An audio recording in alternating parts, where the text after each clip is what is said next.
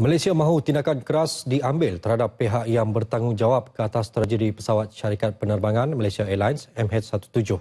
Ia susulan laporan akhir yang dikeluarkan pasukan siasatan bersama mengesahkan peluru berpandu yang menembak jatuh pesawat itu di timur Ukraine pada tahun 2014 dilancarkan dari wilayah yang dikuasai oleh pemberontak Rusia. Perdana Menteri Datuk Seri Najib Tun Razak berkata, negara-negara terlibat dengan siasatan itu perlu mengadakan perbincangan segera bagi merangka langkah seterusnya yang perlu diambil. Saya mahu supaya negara-negara yang terlibat untuk mengadakan perbincangan. Apakah langkah selanjutnya yang perlu diambil?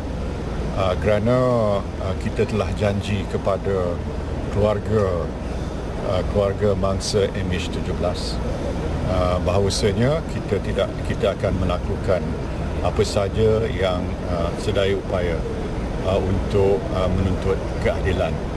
Beliau mengulangi komitmen kerajaan untuk menuntut keadilan bagi keluarga mangsa nahas tersebut dan membawa dalang bertanggungjawab ke muka pengadilan. Laporan akhir mengenai insiden MH17 itu dikeluarkan oleh pasukan siasatan bersama dari Belanda, Ukraine, Malaysia, Australia, United Kingdom, Amerika Syarikat dan Rusia. Insiden MH17 telah mengorbankan 298 penumpang yang dalam penerbangan dari Amsterdam ke Kuala Lumpur. Tahun lalu, Pengerusi Lembaga Keselamatan Belanda, JB Yusra, mengesahkan bahawa MH17 ditembak jatuh oleh peluru berpandu di ruang udara timur Ukraine. Susulan laporan akhir mengenai tragedi pesawat malang MH17, waris keluarga bangsa belum berpuas hati dengan hasil laporan yang diputuskan oleh pasukan penyiasat antarabangsa mengenai insiden tersebut yang meragut nyawa 298 penumpang serta anak kapal. Bagi Nurlin Muhammad Nur, 49 tahun, dia dan keluarga ingin pihak bertanggungjawab meneruskan siasatan untuk mengesan dalang sebenar yang menyebabkan pesawat itu terhempas sehingga mengorbankan kakaknya, Nur Rahimah. Siasatan yang lebih mendalam perlu dilakukan supaya mereka yang benar-benar terlibat dikenakan hukuman setimpal. Masih lagi tidak puas hatilah. Kan bukan saya saja, malah keluarga mangsa masih tak puas hati siapa dia yang sebenarnya. Kita mahu yang betul-betul, yang orang kata point to the point lah.